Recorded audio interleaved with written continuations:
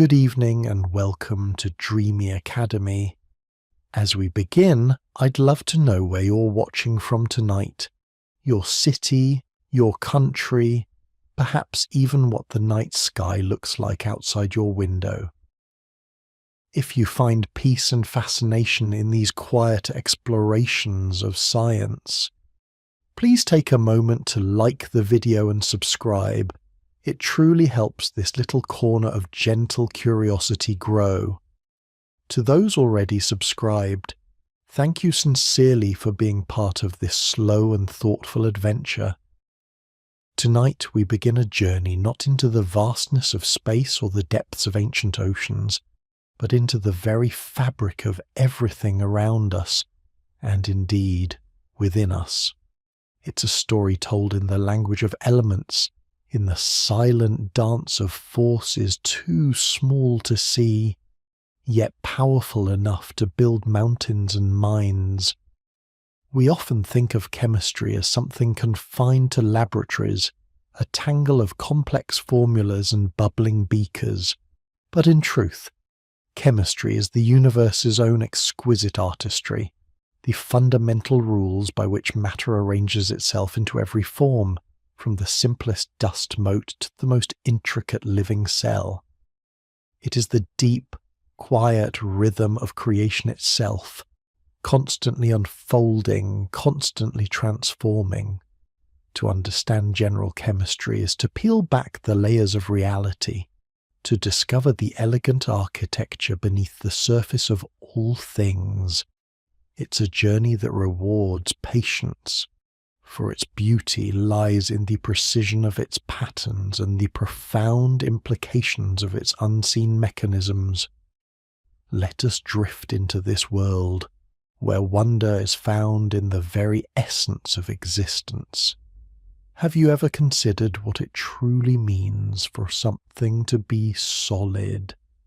Your hand resting on a table, the pages of a book, the ground beneath your feet. They all seem undeniably real, impenetrable. Yet, if we could shrink down, far beyond the limits of our eyes, past the cells and the molecules, into the realm of the truly fundamental, we would discover a startling truth. Most of what you perceive as solid is, in fact, empty space. This is where our journey into chemistry begins, with the atom, the quiet, foundational unit of everything. For centuries, the atom was a philosophical concept, an indivisible particle, a theoretical, uncuttable thing. The word atom itself comes from the ancient Greek atomos, meaning just that. It was imagined as a tiny, hard sphere, like a miniature billiard ball clattering against its neighbours. This simple image, though useful in its time, falls far short of the exquisite reality. To truly appreciate the atom, we must shed this old skin of understanding and embrace a more ethereal, more probabilistic picture. Picture, if you will, the quiet mystery of a single grain of sand. Small, yes, but still a vast universe of atoms. Within that grain, within every speck of dust, every drop of water, every breath of air are trillions upon trillions of these fundamental units. To make this scale tangible, consider this. If an atom were the size of a cathedral, its nucleus, the dense heart of the atom, would be no larger than a tiny fly buzzing within that vast echoing space. And yet, almost all of the atom's mass, over 99.9%, resides in that minuscule fly. The rest of the cathedral, the vast silent expanse, is where the electrons reside. The atom, then, is not a solid sphere at all. It is a vast, mostly empty region, defined by the subtle dance of forces. At its centre lies the nucleus, a tightly packed bundle of protons and neutrons. Protons carry a positive electrical charge, while neutrons, as their name suggests, are electrically neutral. It is the number of protons in the nucleus that defines an atom's identity, its very essence. An atom with 1 proton is always hydrogen. An atom with 6 protons is always carbon. An atom with 8 protons is always oxygen. This unchanging count is what gives each element its unique place in the universe, its signature. Surrounding this dense central nucleus is a cloud of electrons. These are tiny particles, far smaller than protons or neutrons, carrying a negative electrical charge. And here's where the old planetary orbit analogy, while charming, begins to break down. Electrons don't orbit the nucleus like planets around a sun, following predictable fixed paths. Instead, they exist in what we call probability clouds, or orbitals, regions of space where they are most likely to be found. They are not at a specific point at a specific time, but rather smeared out across a volume, a quantum fuzziness. The electron doesn't orbit. It exists as a wave of probability. It is the delicate balance between the positively charged nucleus and the negatively charged electron cloud that gives the atom its integrity. The electromagnetic force, one of the 4 fundamental forces of the universe, plays the role of both binder and separator. It pulls the electrons inward, toward the nucleus, but the quantum nature of the electrons prevents them from collapsing into the nucleus. They occupy specific energy levels like steps on an invisible staircase, unable to fall further than the lowest step. This elegant tension, this dynamic equilibrium, is what keeps the atom whole, stable, and distinct. So, when your hand rests on a table, what is truly happening? Your atoms are not actually touching the table's atoms in the way 2 billiard balls collide. Instead, the electron clouds of your atoms are repelling the electron clouds of the table's atoms. It is the electromagnetic force, a push between these negatively charged regions, that creates the sensation of solidity, of resistance. The invisible, fuzzy boundaries of these probability clouds are what define the contours of our world. Every sensation of touch, every solid object is a testament to the power of this unseen repulsion. This understanding of the atom, this revelation of its mostly empty nature, is not just a scientific curiosity. It is a profound shift in perspective. It means that the world, in its deepest reality, is a shimmering tapestry of energy and probability, rather than a collection of hard, inert little balls. It means that you, as a collection of atoms, are also mostly empty space, a dynamic arrangement of forces and probabilities. This elegant architecture, this deep truth, underpins everything we will explore in chemistry. The very existence of distinct elements, the way they interact, the structures they form, all of it stems from the precise quantum dance within and between these fundamental, mostly empty units. There is a particular comfort in understanding that the universe, at its most fundamental level, operates with such elegant precision. From the vastness of galaxies to the invisible realm of atoms, consistent rules apply, shaping everything we know. The carbon atoms in your skin, the oxygen atoms in the air you breathe, the silicon atoms in the sand on a distant beach, they all share this same internal architecture, this same fundamental nature. We are quite literally made of the same deep patterns. This profound insight that all matter is composed of these discrete yet mostly empty units naturally leads us to our next quiet question. If atoms are the building blocks, how do they connect?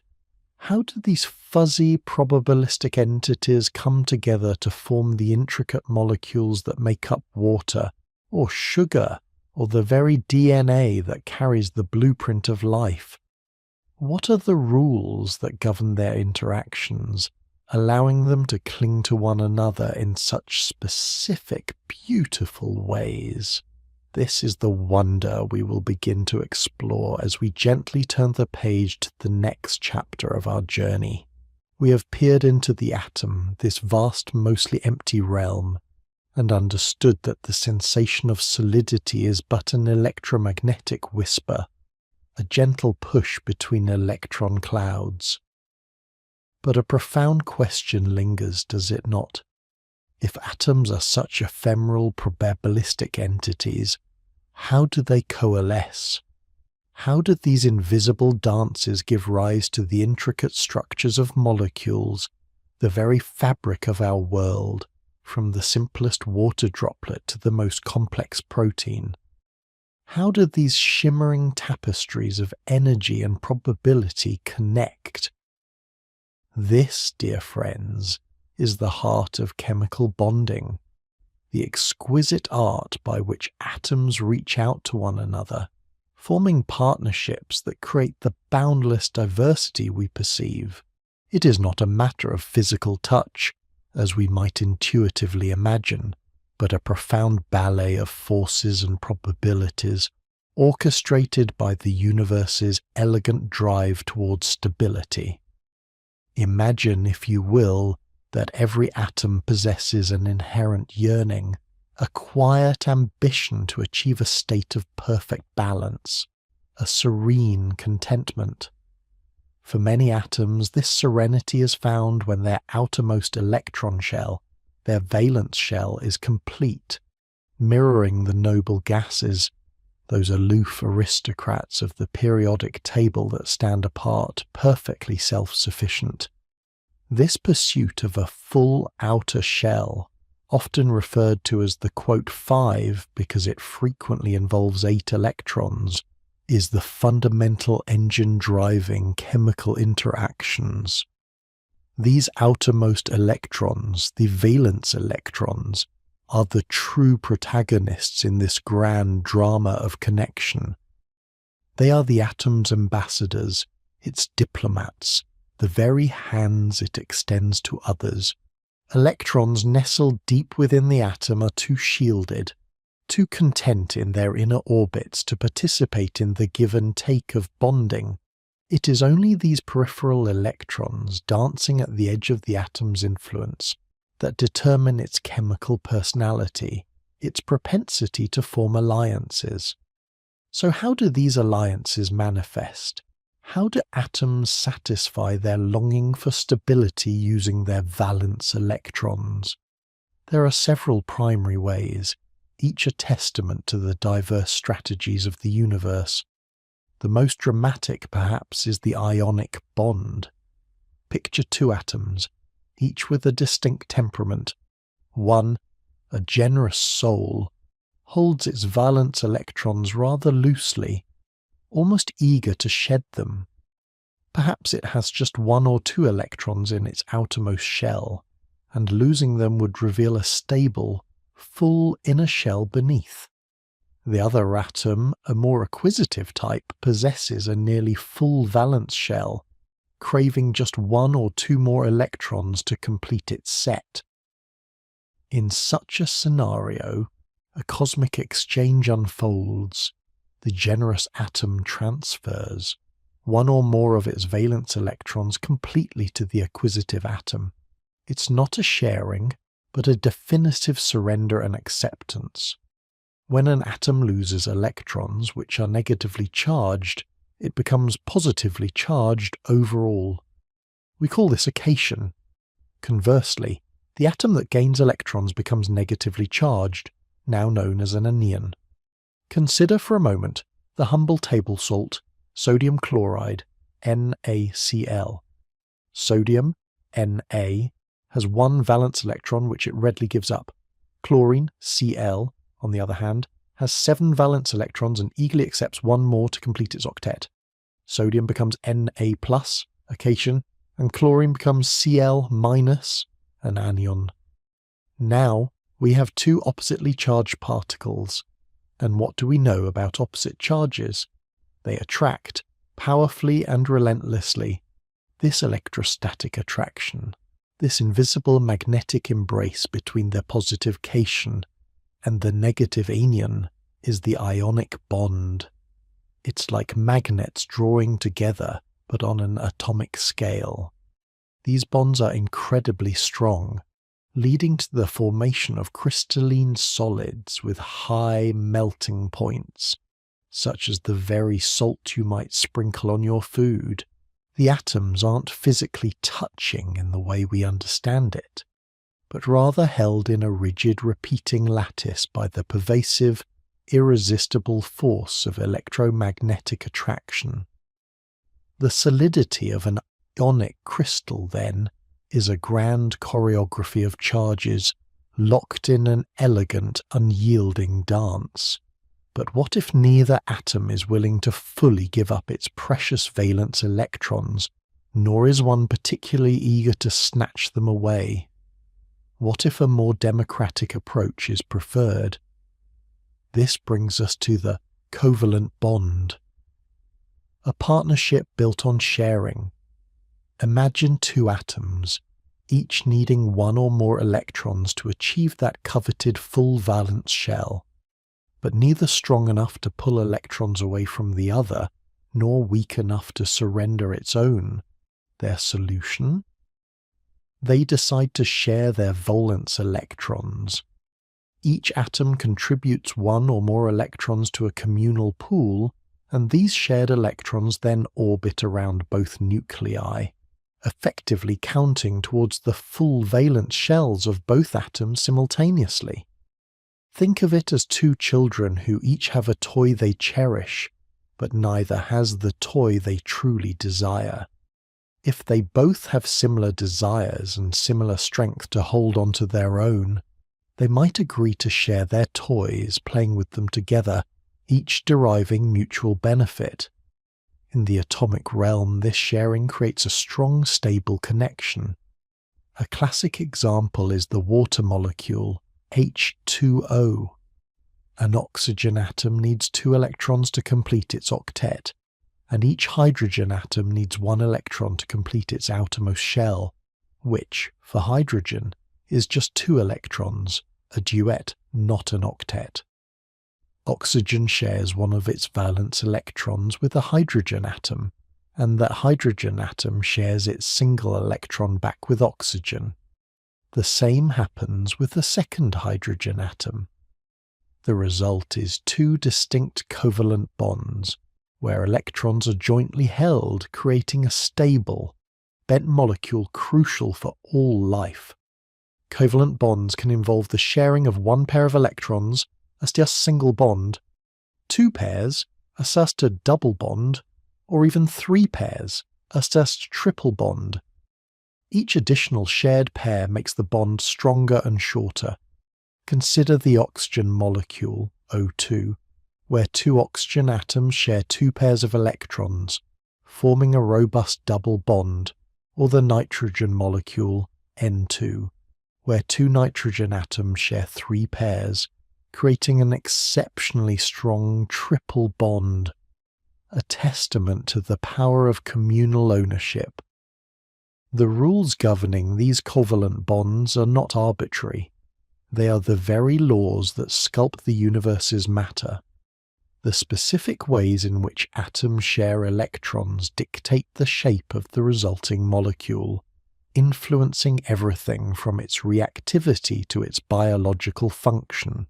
A water molecule, for instance, isn't linear. Its bent shape is critical to its properties as a solvent, its ability to form hydrogen bonds, and thus to life itself. The geometry of a molecule, therefore, is not a mere aesthetic detail, but a functional imperative, born from the quantum mechanics of electron sharing. And then there is a third, equally fascinating mode of connection, particularly prevalent among the metallic elements: metallic bonding. Picture a vast assembly of metal atoms closely packed together. Unlike ionic bonds where electrons are definitively transferred, or covalent bonds where electrons are localized between specific pairs of atoms. In metals, the valence electrons are not bound to any single atom. Instead, they become delocalized, forming a quote 6 that flows freely throughout the entire metallic structure. Imagine a grand ballroom where the hosts, the positively charged metal nuclei, are arranged in a rigid ordered lattice, but the guests, the valence electrons, are free to wander, mingling with everyone. This fluidity of electrons is precisely why metals are such excellent conductors of electricity and heat. The electrons can move easily, carrying energy. It also accounts for their characteristic luster and malleability. The quote 7 allows the positive nuclei to slide past one another without breaking the overall bond. It's a collective, communal bond where the identity of individual electrons is subsumed into the greater whole, creating a robust yet flexible material. So we see that the question of how atoms connect, how they form the tangible world around us, is answered not by simple physical contact, but by a sophisticated interplay of electromagnetic forces and quantum rules. Whether it's the dramatic transfer of electrons in an ionic bond, the democratic sharing in a covalent bond, or the communal sea of metallic bonding, each mechanism is a testament to the atom's relentless pursuit of stability. From the invisible dance of electrons, from these fundamental impulses to achieve balance, arises the staggering complexity of matter. Every object you touch, every breath you take, every thought that forms in your mind is built upon these atomic partnerships. The solidity of the ground beneath your feet, the warmth of the sun on your skin, the very structure of your own body, all are shimmering tapestries woven from these invisible yet profoundly powerful chemical bonds. We are not merely observing a collection of discrete particles. We are witnessing an ongoing dynamic process of connection, a universe in constant conversation with itself. The emptiness within the atom is not a void, but a stage for these intricate, beautiful interactions. And as we continue our journey, we will unravel more layers of this exquisite artistry, discovering how these fundamental bonds dictate the properties of substances and ultimately how they orchestrate the symphony of existence. The stage is set, the players are bonding, and the universe continues to reveal its breathtaking design, one connection at a time. In our previous explorations, we gazed into the very heart of matter, witnessing the atom's elegant structure and its profound yearning for stability. We then observed the exquisite artistry of chemical bonds, those invisible threads woven by the electromagnetic force, uniting atoms in their shared quest for completion. We saw the fierce embrace of ionic bonds, the democratic sharing of covalent bonds, and the communal freedom of metallic bonds. But as we concluded our last journey, a deeper question lingered, like a resonant chord in the stillness of the academy. How do these fundamental connections, these microscopic ballets of electrons, orchestrate the grand symphony of existence? How do they dictate the myriad properties of the substances that compose our world, from the whisper of a breeze to the steadfastness of a mountain? Today, dear seeker, we shall delve into this profound consequence, unveiling how the very nature of these bonds gives rise to the world we perceive, touch, and inhabit. Picture, if you will, the atoms as individual notes in a cosmic score. The bonds are the harmonies, the melodies that link these notes together. but the properties of the substances are the entire composition, the rhythm, the tempo, the emotional resonance that filled the concert hall of the universe. Let us begin by revisiting our primary bond types, for within their very structure lies the secret to their macroscopic behavior. Consider first the ionic compounds, those steadfast unions born of electron transfer. Think of table salt, sodium chloride, a humble crystalline solid. Here, positive sodium ions and negative chloride ions are bound together in a vast repeating three-dimensional lattice. This isn't just a pair of ions, it's an entire universe of alternating charges, each ion surrounded by oppositely charged neighbours, locked in an unyielding electrostatic embrace. Imagine a meticulously constructed city, where every brick is magnetically attracted to its adjacent bricks, not just one or two, but all around it. The force required to disrupt such a structure is immense. This is why ionic compounds typically possess extraordinarily high melting and boiling points. To transform a solid crystal of salt into a liquid, we must supply enough energy to overcome these potent pervasive attractions, to set the ions free from their rigid positions. To vaporize it, an even greater energy input is needed to sever those attractions entirely. Furthermore, this rigid, ordered structure explains their brittleness. Strike a salt crystal, and it shatters along planes. Why? Because a slight shift can bring like-charged ions into repulsion, causing the structure to cleave rather than deform. Yet, introduce these solid crystals to water, or heat them until they melt, and a remarkable transformation occurs. They become excellent conductors of electricity. In their solid state, the ions are fixed, unable to move and carry charge. But in a liquid or dissolved state, these charged particles are liberated, free to migrate and transmit electrical current, a silent dance of charged entities responding to an external field. Next, let us turn our gaze to the covalent compounds, those democratic partnerships of shared electrons. Here we encounter a spectrum of properties, for covalent bonds manifest in two profoundly different architectural forms. Some covalent compounds form discrete molecules. Think of water, H2O, carbon dioxide, CO2, or the oxygen we breathe, O2. In these cases, atoms bond together to form distinct identifiable units, individual molecules. Within each molecule, the atoms are held together by strong covalent bonds, the strong handshakes we spoke of. But what about the forces between these individual molecules? Here, the story becomes more nuanced. These are not full ionic attractions, nor are they the communal sea of electrons.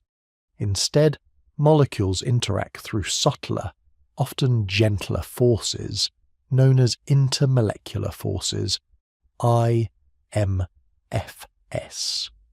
Imagine our molecules as tiny individual dancers. They are strongly connected to their partners within their own dance group, the covalent bonds. But how do different dance groups interact with each other? Do they hold hands weakly, or do they simply drift past each other? These intermolecular forces are the whispers and gentle pulls between molecules, arising from transient or permanent imbalances in electron distribution. The weakest of these whispers are the London dispersion forces, LDFS, present between all molecules, whether they are polar or nonpolar. These arise from instantaneous, fleeting shifts in electron clouds, creating momentary dipoles that induce temporary dipoles in neighbouring molecules. Think of a shimmering, ever-changing cloud. For a split second, more density might gather on one side, creating a tiny, temporary imbalance. These forces are weak but become more significant with larger electron clouds. Then we have dipole-dipole forces, which occur between molecules that possess a permanent dipole, a slight persistent separation of charge due to unequal sharing of electrons within their covalent bonds. One end of the molecule is slightly positive, the other slightly negative, like tiny magnets. These molecules align themselves so that the positive end of one is attracted to the negative end of another. And finally, the most powerful of these whispers, the hydrogen bond. This is not a true covalent bond, but a particularly strong type of dipole-dipole interaction. It occurs when a hydrogen atom, already covalently bonded to a highly electronegative atom, like oxygen, nitrogen, or fluorine, is also attracted to an electronegative atom on a neighbouring molecule. It's like a hydrogen atom forming a bridge, a fleeting but significant connection between two molecular dance groups. This is the secret to water's extraordinary properties, its ability to remain liquid over a wide temperature range, to expand upon freezing, and to be the solvent of life. These intermolecular forces, though individually much weaker than covalent or ionic bonds, collectively dictate many of the physical properties of molecular compounds. If the IMFs are weak, molecules require little energy to break free from each other, resulting in low melting and boiling points. This is why oxygen is a gas at room temperature and alcohol evaporates readily. Conversely, stronger IMFs like hydrogen bonding in water demand more energy to overcome, leading to higher melting and boiling points. This is why water is a liquid at room temperature, a rare and precious phenomenon among compounds of similar molecular weight. Furthermore, discrete molecular compounds generally do not conduct electricity because their electrons are localized within their covalent bonds and are not free to move throughout the substance. But not all covalent compounds exist as discrete molecules. Some form vast continuous networks where covalent bonds extend throughout the entire structure, creating what we call covalent network solids. Imagine a single, colossal molecule stretching endlessly in 3 dimensions. Diamond, that epitome of hardness and brilliance, is a prime example. Each carbon atom is covalently bonded to 4 other carbon atoms, forming an unbreakable lattice. Silicon dioxide, the primary component of sand and quartz, is another. Here, the strong handshakes are not confined to small groups but permeate the entire edifice. Consequently, these substances exhibit extreme hardness, rigidity, and extraordinarily high melting points. To melt diamond, you must break actual covalent bonds, a feat requiring immense energy. They are also typically poor conductors of electricity, as their electrons are held tightly within the network of bonds. Finally, we arrive at the metallic compounds, those shimmering elements where valence electrons are not transferred or shared locally, but rather form a communal sea of electrons, flowing freely around a lattice of positively charged metal ions. This unique bonding mechanism bestows metals with their characteristic properties. The mobile electrons are the reason metals are such superb conductors of electricity and heat. They can readily pick up and transfer energy across the entire structure. This electron sea also acts as a flexible glue, holding the metal ions together even as they are pushed or pulled. This explains their malleability, ability to be hammered into sheets, and ductility, ability to be drawn into wires. The metal ions can slide past one another without breaking the overall metallic bond. and their characteristic luster? That too is a consequence of the free electrons, which absorb and re-emit photons of light across a wide range of frequencies, giving metals their reflective sheen. So, we see how the very architecture of bonding dictates the fundamental attributes of matter. But these properties in turn orchestrate the grand symphony of existence. Consider the three fundamental held states of matter: solid, liquid, and gas.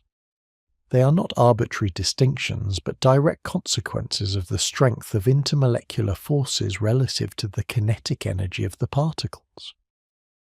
In a solid, MFS are strong enough to hold molecules in fixed, albeit vibrating, positions.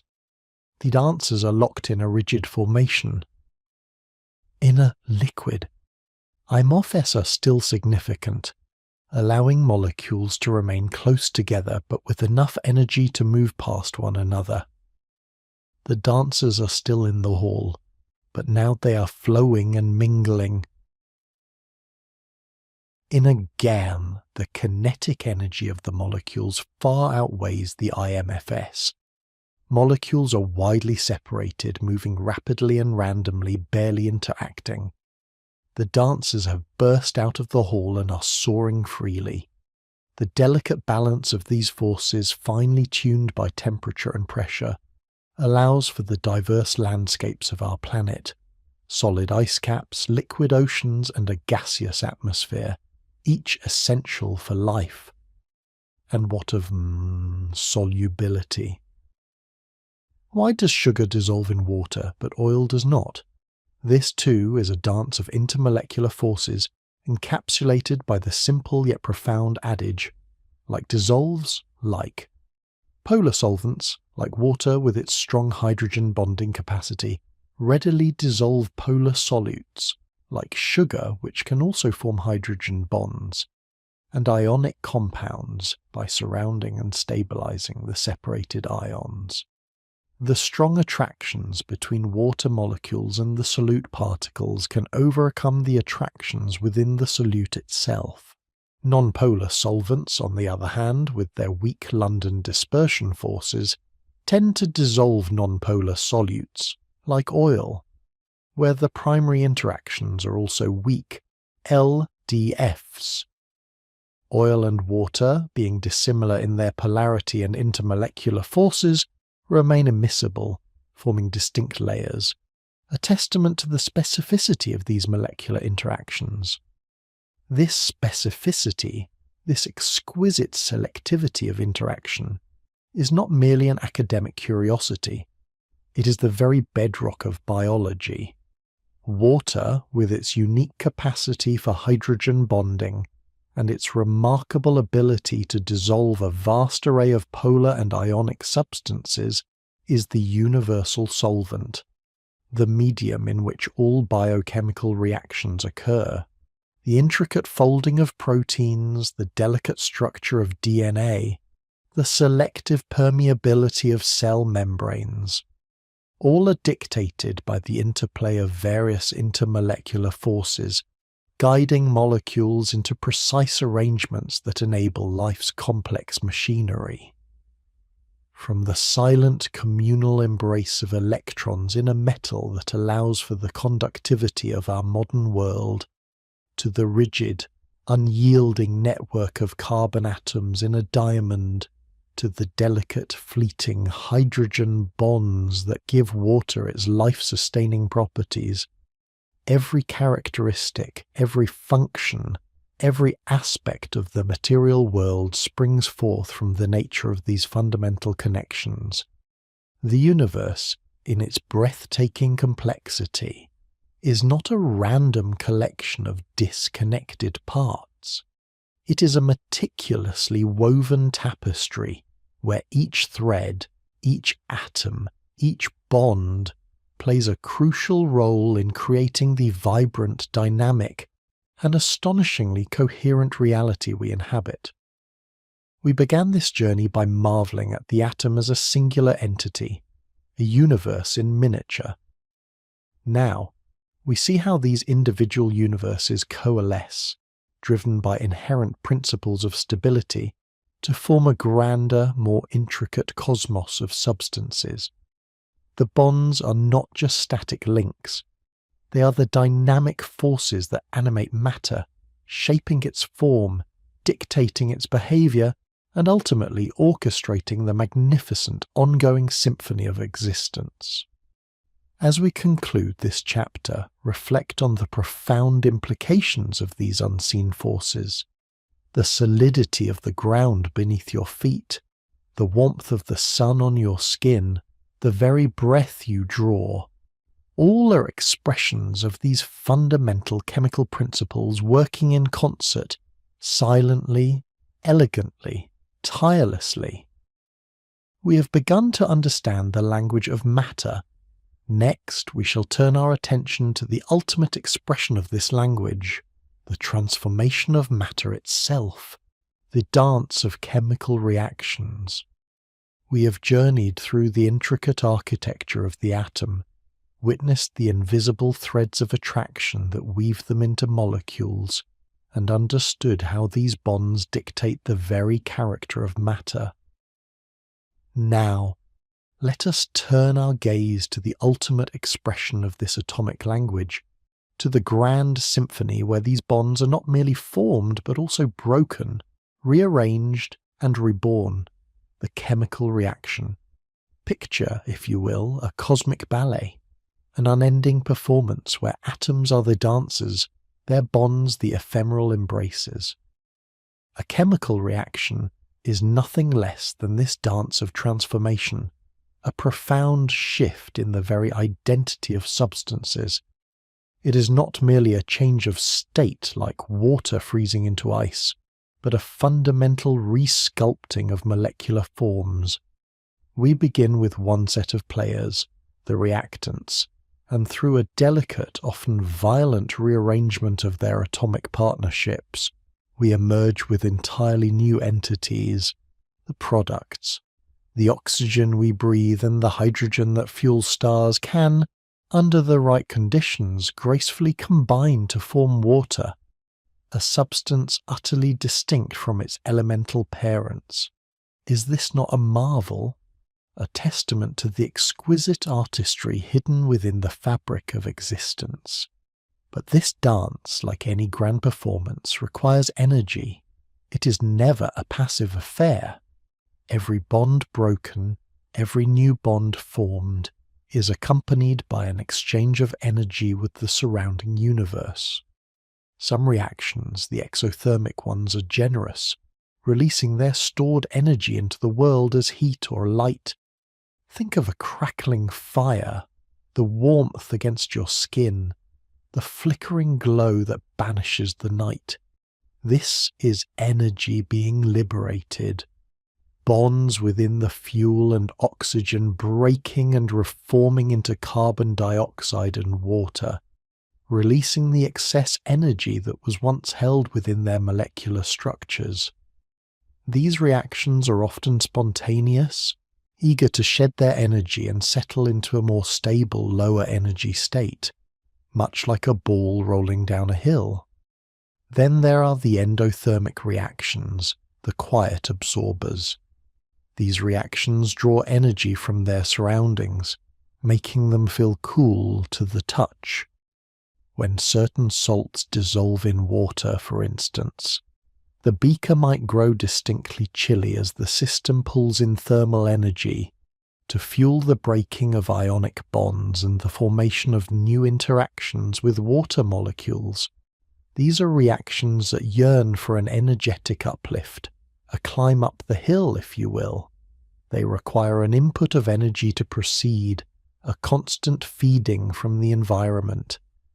Yet even an exothermic reaction, one that ultimately releases energy, often needs a nudge, a spark to begin its descent. This is the concept of activation energy, the initial hurdle that must be overcome for the transformation to commence. Imagine that ball at the top of a slight rise before a steep decline.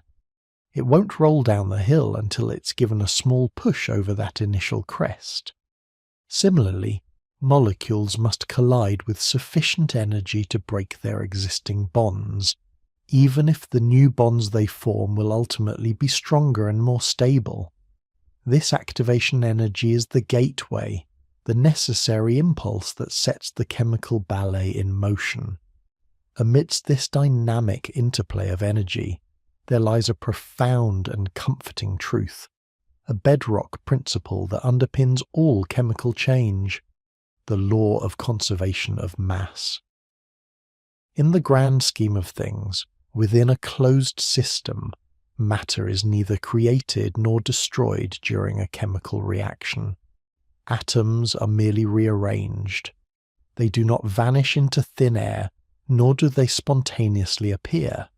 The very same number and type of atoms that begin the reaction must be present at its conclusion, albeit configured into entirely different substances. This fundamental law is why we painstakingly balance chemical equations. When we write down the symbolic representation of a reaction, ensuring that the number of each type of atom on the reactant side equals the number on the product side, we are not performing an arbitrary mathematical exercise. We are honouring the universe's unwavering commitment to conservation. It is a powerful reminder that chemistry is not magic, but a logical, predictable, and profoundly elegant system where atoms are simply shuffled and redealt, never lost or gained. We are merely observing the universe's meticulous accounting. As we peer into this world of transformation, we begin to categorize the countless ways atoms rearrange themselves. These categories are not rigid boxes, but rather helpful lenses through which to understand the patterns of chemical change. Consider the synthesis or combination reaction. Here, two or more simpler substances come together to form a more complex one. Think of hydrogen and oxygen combining to form water, or iron rusting as it unites with oxygen to form iron oxide. It is a coming together, a forging of new, larger entities from smaller parts. Its inverse is the decomposition reaction, where a single, more complex substance breaks down into two or more simpler ones. Water can be decomposed back into hydrogen and oxygen through electrolysis, or hydrogen peroxide can decompose into water and oxygen. It is a breaking apart, a return to simpler forms, often requiring an input of energy to sever the bonds. Then we encounter the single replacement reaction, a more dramatic interaction, where one element swoops in and displaces another element from a compound. Imagine a metal like zinc being dropped into a solution of copper sulfate. The zinc, being more reactive, will displace the copper, forming zinc sulfate and leaving behind solid copper. It's a chemical dance where one partner cuts in and takes the place of another. Even more intricate is the double replacement reaction, often occurring in aqueous solutions.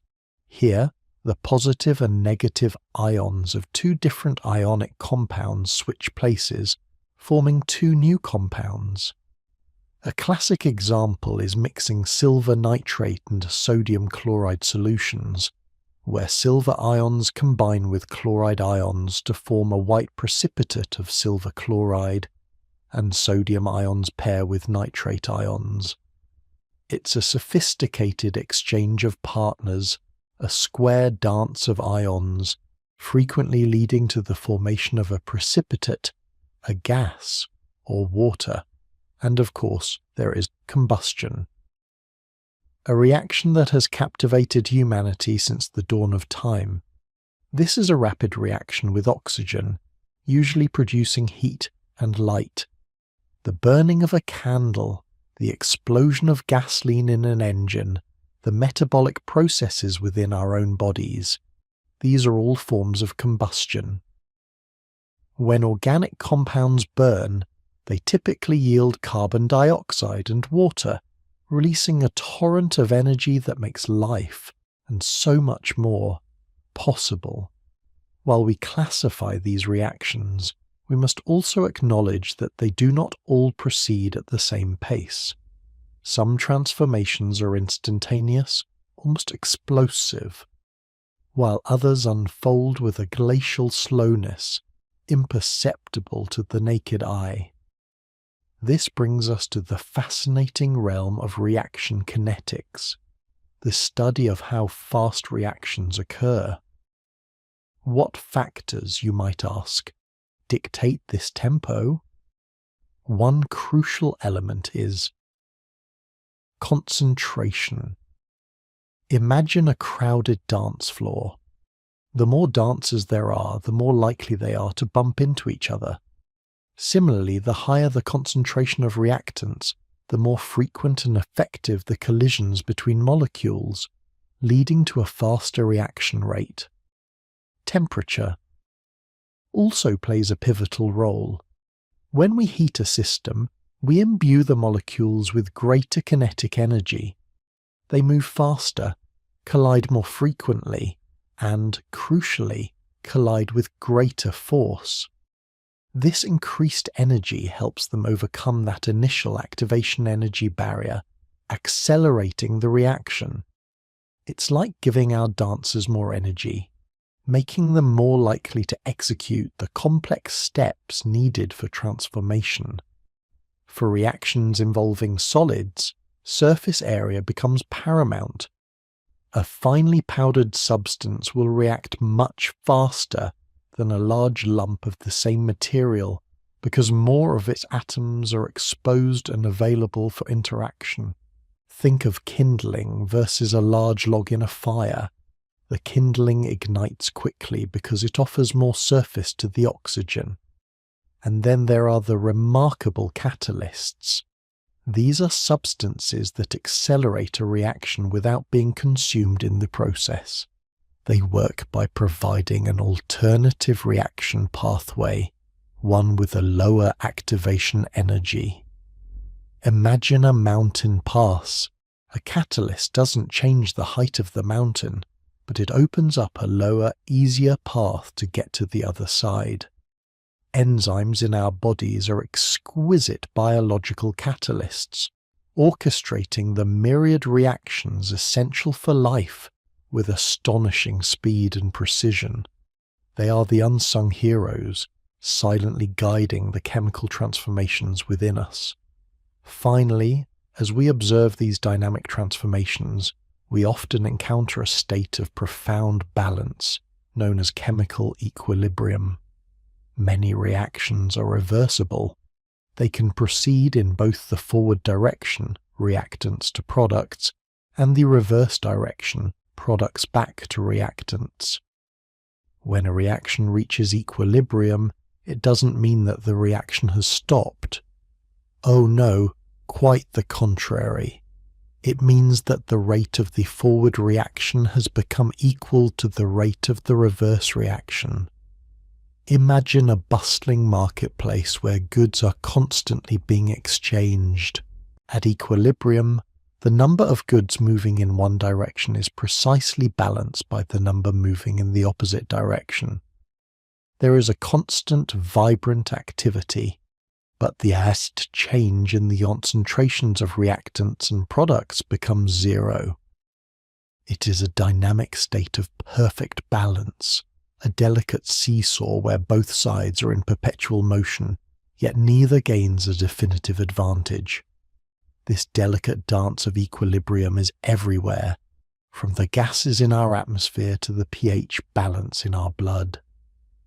The system, like a wise and ancient entity, constantly seeks this state of harmony, subtly shifting and adjusting to any stress or disturbance, always striving to restore its balance.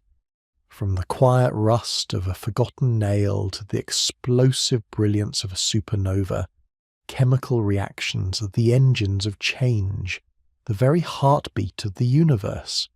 They are the processes that sculpt mountains, power stars, sustain life, and allow us to think, feel, and wonder.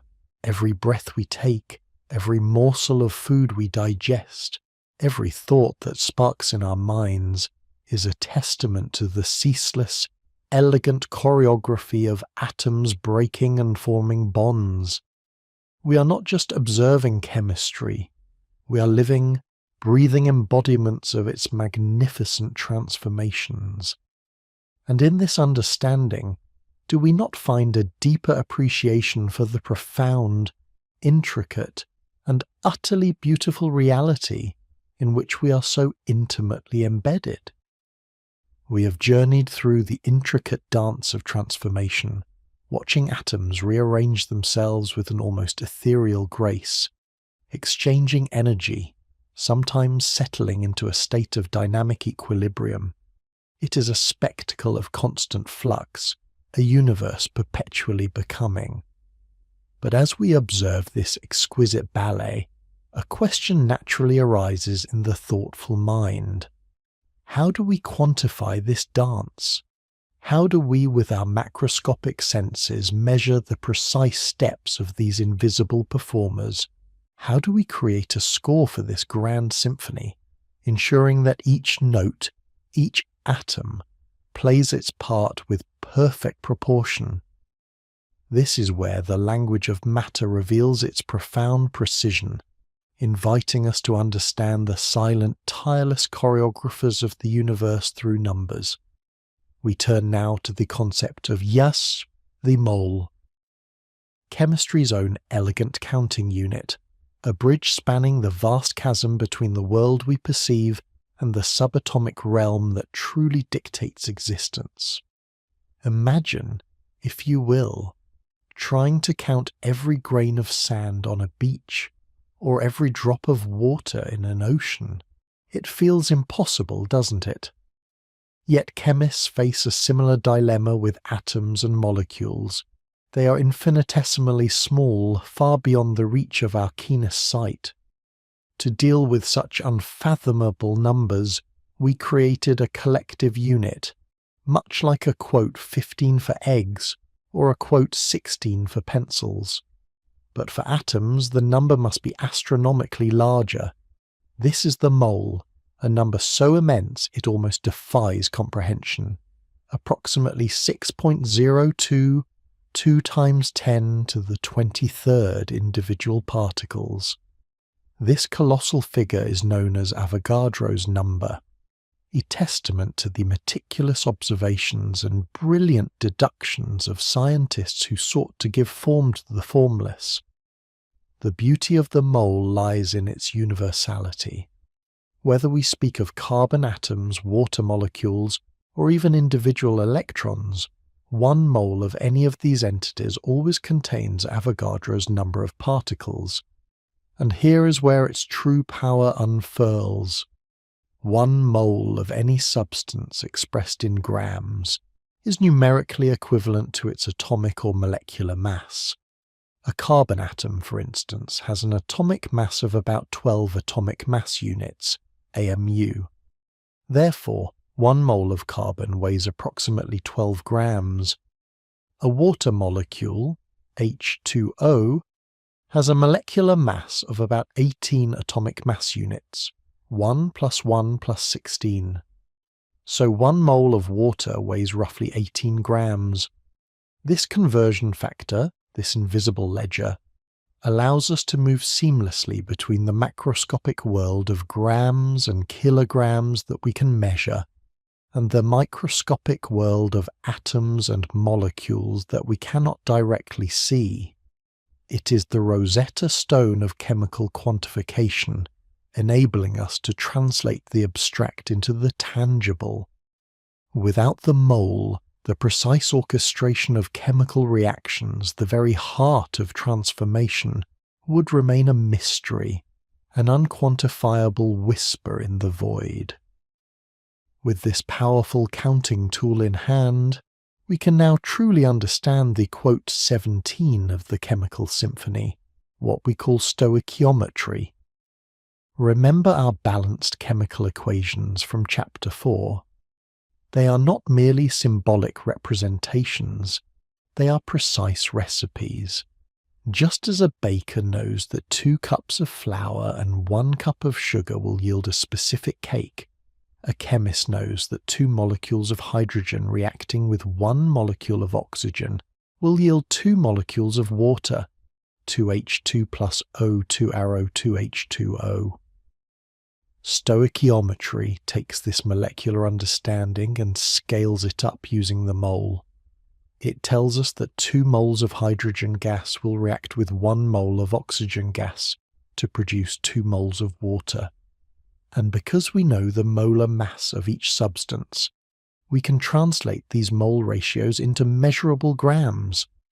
We can predict, with astonishing accuracy, how much of a reactant we need, or how much product we will form. It is the predictive elegance of chemistry, allowing us to engineer materials, synthesize medicines, and optimize industrial processes with unparalleled control. We can even identify a quote 18, the ingredient that runs out first, dictating the maximum amount of product that can be formed, much like a recipe that yields only as many cookies as there is butter. But where do these transformations most often occur? Rarely in pristine isolation.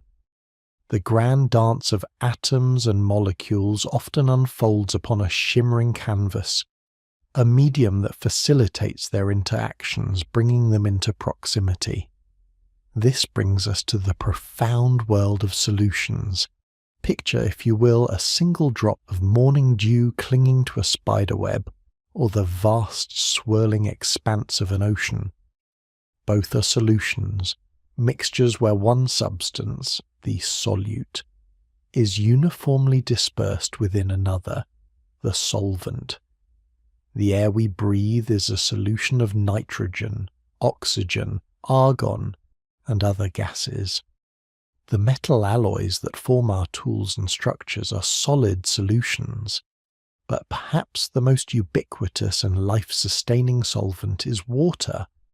We briefly touched upon water's extraordinary properties in Chapter 3, attributing its unique behavior to the pervasive influence of hydrogen bonding.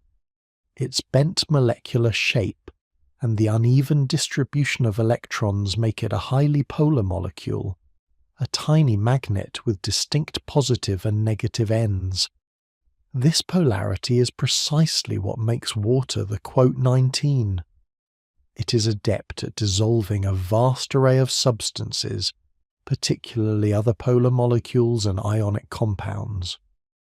The partial positive poles of water molecules are attracted to the negative ions or partially negative atoms of the solute, while the partial negative poles embrace the positive ions or partially positive atoms. Water molecules then surround the solute particles, gently prying them apart and holding them in a dissolved state, a process called hydration. Can you imagine a world without this remarkable solvent? Life, as we know it, would cease to exist. Our bodies are essentially complex aqueous solutions, where countless chemical reactions vital for metabolism, growth and thought occur within the watery medium of our cells. The very air we breathe is humidified by water, and the nutrients that sustain plants are ferried through their systems in aqueous solutions. Water is not just a backdrop, it is an active participant, a silent facilitator, making the chemistry of life possible. When we speak of solutions, it becomes crucial to quantify solute is dissolved in a given amount of solvent. This is the concept of reconcentration, a vital piece of information that dictates the intensity and speed of reactions, the taste of our food, and the potency of our medicines. While there are many ways to express concentration, one of the most fundamental in chemistry is molarity, m, which defines concentration as the number of moles of solute per litre of solution. Molarity links our understanding of the mole directly to the practical reality of solutions. If a solution is 1 molar in sodium chloride, it means there is 1 mole of NaCl dissolved in every litre of that solution. This precise measurement allows chemists to prepare solutions of exact strength, ensuring reproducibility in experiments and accuracy in applications. It is the careful calibration of the chemical environment, allowing us to fine-tune the conditions for desired transformations. Among the myriad chemical interactions that unfold within solutions, a particularly profound and pervasive class of reactions involves acids and bases. These are not merely laboratory curiosities. They are the very heartbeat of countless natural processes, from the acidity of our stomachs aiding digestion to the delicate pH balance of our oceans. Historically, acids were recognized by their sour taste and their ability to dissolve certain metals, while bases felt slippery and tasted bitter. Early definitions, like that proposed by Svante Arrhenius, characterized acids as substances that produce hydrogen ions, H+, when dissolved in water, and bases as substances that produce hydroxide ions, OH-. While foundational, this view was somewhat limited, confined to aqueous solutions.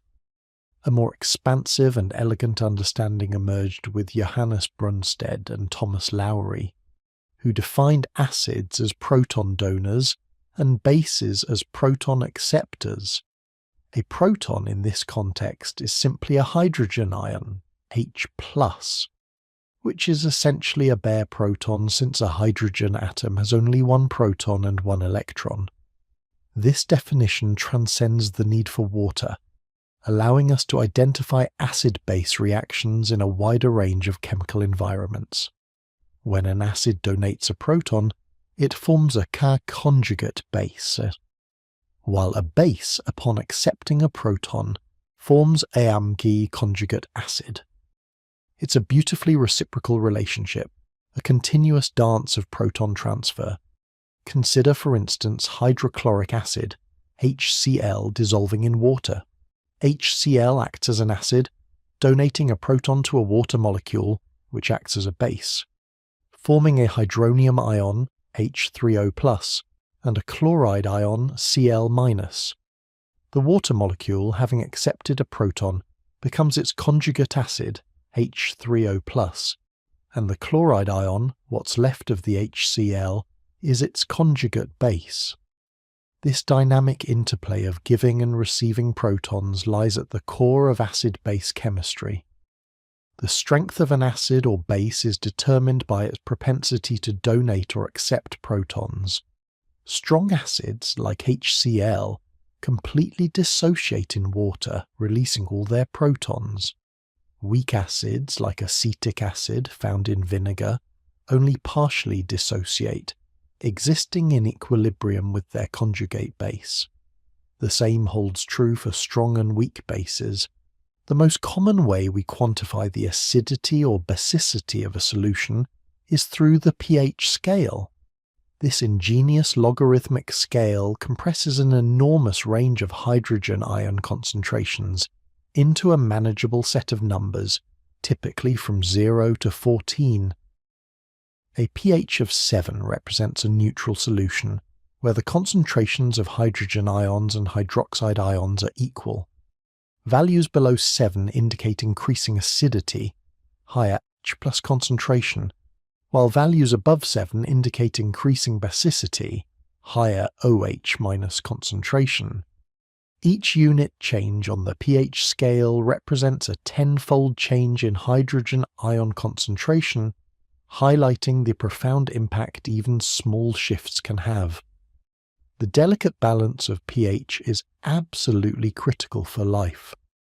Our blood maintains a remarkably narrow pH range, around 7.35 to 7.45, through intricate buffer systems. Even slight deviations can have severe, life-threatening consequences.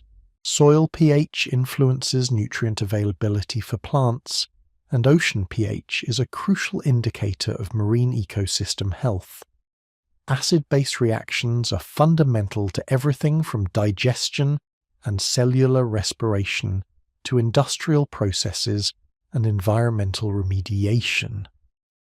As we delve into the world of acids and bases, we witness the elegance of neutralization reactions, where an acid and a base react to form water and a salt, effectively cancelling out their acidic and basic properties. It's a chemical reconciliation, a return to balance showcasing the intrinsic tendency of matter to seek equilibrium and stability. From the immense scale of the mole, allowing us to count the invisible, to the precise recipes of stoichiometry, guiding our chemical creations, and finally to the profound dynamics of solutions and the subtle wisdom of acids and bases, we continue to uncover the rich, layered grammar of the universe. Each concept builds upon the last, revealing a world of breathtaking order and exquisite functionality. We are learning not just what happens, but how much and why. And in doing so, we gain an even deeper appreciation for the intricate design that underpins all existence. The language of matter, you see, is not just descriptive, it is prescriptive, dictating the very conditions for life itself. And as we continue our journey, we will explore even more of its eloquent expressions. We have journeyed together, dear seekers, through the intricate architecture of the atom, witnessed the silent ballet of electrons forming bonds, and observed how these fundamental connections sculpt the very properties of matter. We have traced the dynamic flow of chemical reactions, where old alliances dissolve and new ones emerge, and learned to quantify this elegant dance with the precision of the mole, understanding how the subtle shifts in proton donation or acceptance define the character of our solutions. The language of matter, we discovered, is indeed prescriptive, dictating the very conditions for life itself. But how, you might wonder, does this silent symphony truly play? What are the unseen conductors orchestrating these transformations, urging them forward or holding them back? What is the profound underlying current that gives direction to all change? Today, in the hushed halls of our dreamy academy, we turn our gaze to the very heart of these questions. The inexorable flow of energy, the universe's tireless currency, and the subtle, often misunderstood tendril of entropy that guides all existence. Then, with this deeper understanding, we shall finally unfold the most exquisite expression of chemistry's artistry, the remarkable canvas of carbon upon which the vibrant tapestry of life is woven. Picture, if you will, a vast cosmic ledger. Every interaction, every bond formed or broken, every breath drawn, every star that burns involves a transaction in this universal account. This is the realm of thermodynamics, the study of energy and its transformations.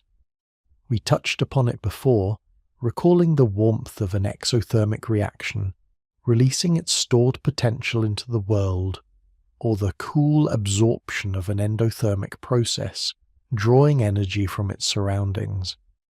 But let us delve deeper into this fundamental truth. The first law of thermodynamics, in its most poetic essence, whispers of conservation. It tells us that energy, like the atoms we explored in our very first chapter, cannot be created or destroyed. It merely changes form. The radiant energy of the sun, born from the fusion of hydrogen atoms, travels across the vastness of space to kiss the leaves of a plant, transforming into chemical potential energy stored in the bonds of glucose. An animal consumes that plant, breaking those bonds, converting the chemical energy into kinetic energy for movement or thermal energy to maintain its warmth. It is a ceaseless, majestic cycle of transformation, a grand cosmic recycling program where nothing is ever truly lost, only reshaped, repurposed, and reborn in a different guise. This realization brings a profound sense of interconnectedness, does it not?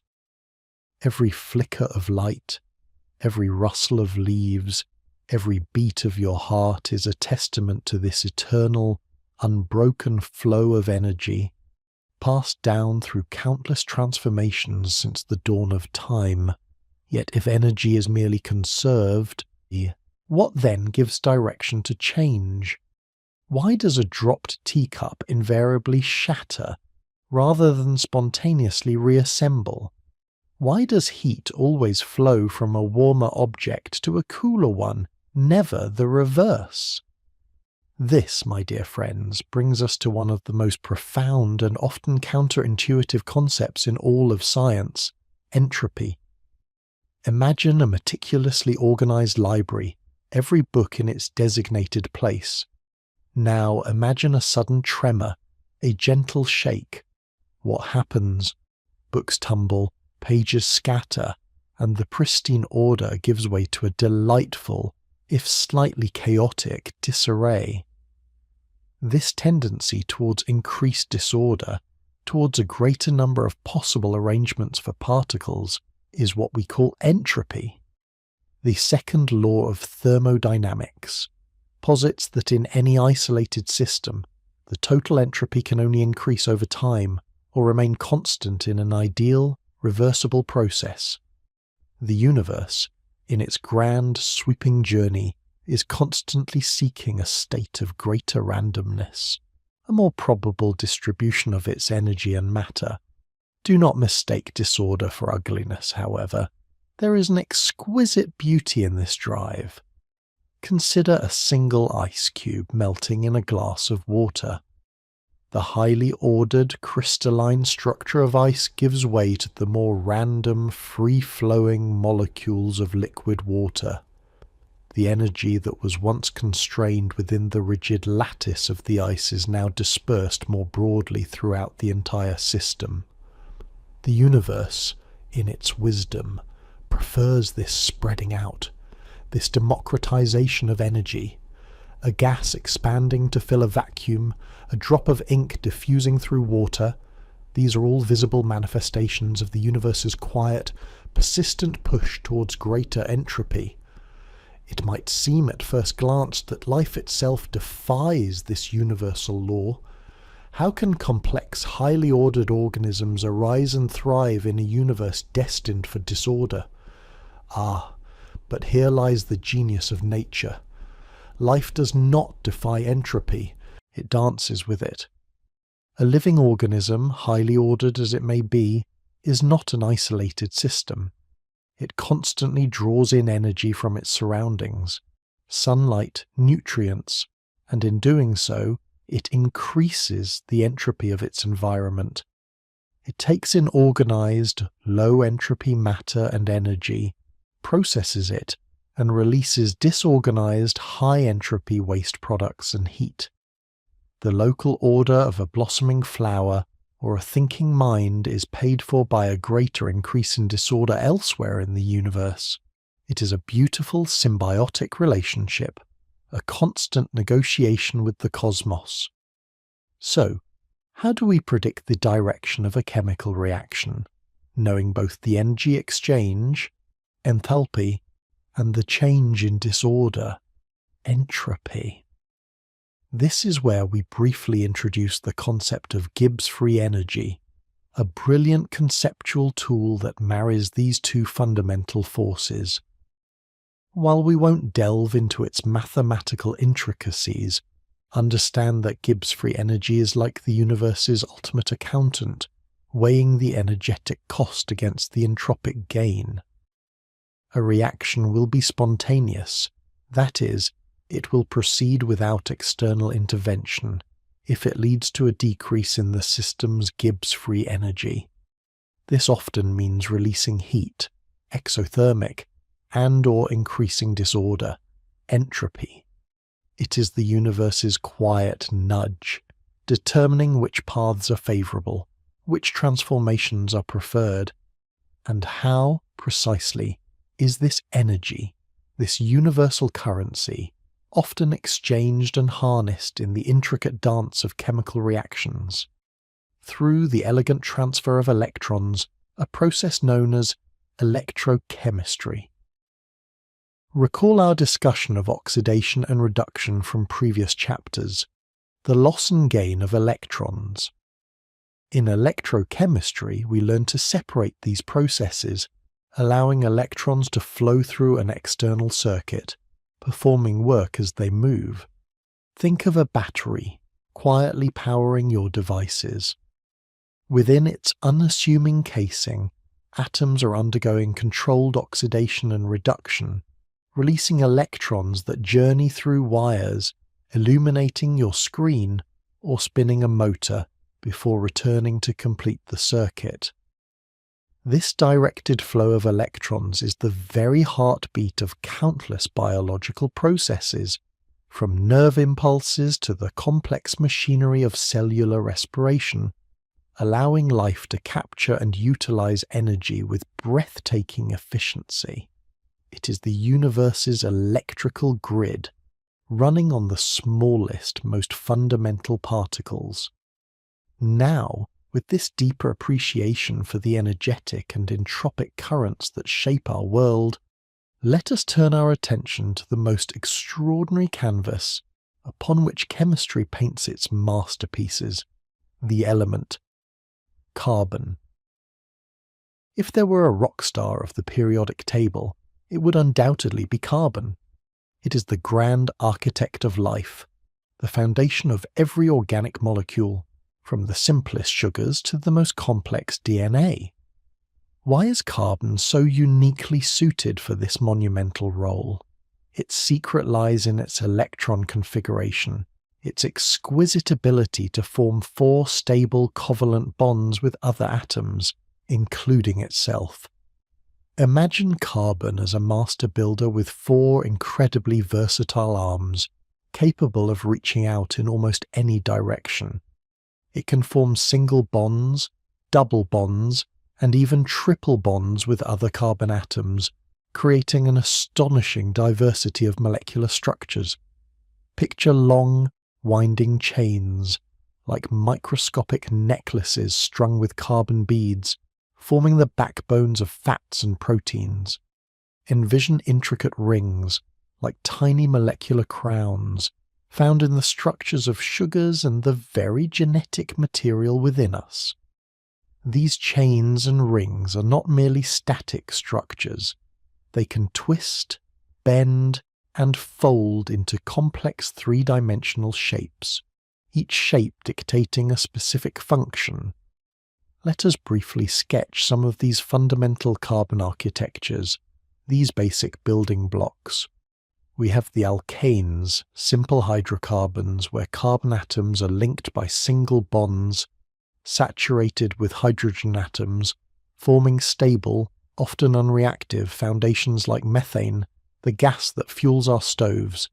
Then come the alkenes, or skills, where at least one double bond exists between carbon atoms, lending a subtle rigidity and reactivity, crucial for many biological syntheses. And finally, the alkenes, with their distinctive triple bonds, creating linear energetic structures. But carbon's artistry extends beyond mere chains and rings. Its ability to bond with other elements, oxygen, nitrogen, hydrogen, phosphorus, and sulfur, introduces what we call functional groups. These are specific clusters of atoms that attach to the carbon backbone, acting like molecular accessories, each imparting unique chemical properties. A hydroxyl group, OH, transforms a hydrocarbon into an alcohol, making it more soluble in water. A carboxyl group, KOOH, makes a molecule acidic. And a amine group, NH2, gives it basic properties. These functional groups are the molecular tools, the specific brushes and colours that allow carbon to create an almost infinite palette of molecules, each with a distinct purpose and behaviour. Consider the immense implications of this, from the simple, elegant structure of methane to the colossal, intricate spirals of DNA. All are built upon this humble, yet profoundly versatile carbon atom. It is carbon's unique bonding capacity, its ability to weave complex, stable, and diverse molecular tapestries that allows for the staggering complexity and dynamic processes we associate with life. It is the very canvas upon which the principles of energy and entropy play out, enabling the continuous dance of creation and transformation that defines every living thing. As we conclude this exploration, dear friends, allow your mind to wander through the implications. The energy that flows through the universe, constantly transforming yet never diminishing, guides all change. The inexorable march of entropy, pushing systems towards greater disorder, is paradoxically the very engine that allows for the local, temporary pockets of order we call life. And at the heart of this grand cosmic drama stands carbon, the unassuming element whose unique bonding artistry provides the structural framework for everything that lives and breathes. We are not merely observers of this chemical ballet. We are integral parts of it, woven from the same energetic threads and carbon atoms, expressions of the universe's most profound and elegant laws. The language of matter we see now is not just prescriptive, it is the very breath of existence whispered in every atom, every bond, every energetic transformation, beckoning us to understand its exquisite narrative. Having journeyed through the fundamental particles, the delicate dances of bonding, the grand transformations of reactions, and the profound energy currents that animate all change, we arrive now at a pinnacle of chemical artistry, the very architecture of life itself. We spoke of carbon, that unassuming element, as the quote 22, and indeed it is. But what masterpieces does this architect fashion? What intricate structures emerge from its unique ability to form 4 stable covalent bonds, to weave endless chains, intricate rings, and incorporate a myriad of functional groups? Imagine, if you will, a vast, invisible construction site. The basic bricks are simple organic molecules, themselves marvels of carbon's versatility. But life, in its exquisite complexity, is not built merely from bricks. It demands cathedrals, sprawling cities, self-replicating machines of breathtaking precision. And so, these smaller molecules, these monomers, are compelled by the very principles of chemical bonding and energy minimization to assemble into something far grander, the macromolecules of life. These are the true giants of the biological world, the colossal polymers that dictate everything from the color of your eyes to the beating of your heart, from the energy you draw from a meal to the very blueprint of your existence. We stand on the threshold of understanding how matter, guided by the elegant rules of chemistry, transcends mere existence to become living. It is a profound moment, a testament to the universe's capacity for self-organization and emergent beauty. Let us begin with the carbohydrates, often known simply as sugars. Picture them as the universe's sweet, energetic embrace. At their simplest, these are the monosaccharides, single sugar units like glucose, a molecule you might recognize, a hexagonal ring of carbon atoms, each adorned with hydrogen and oxygen, a tiny potent packet of stored solar energy. Think of them as individual pearls, but these pearls do not remain solitary for long. Through the gentle persuasion of covalent bonds, often formed by the removal of a water molecule, in a process we call dehydration synthesis, these monosaccharides link together. Two pearls become a disaccharide, like sucrose, the sugar you might stir into your tea. Many, many pearls strung together in long, sometimes branched chains form polysaccharides.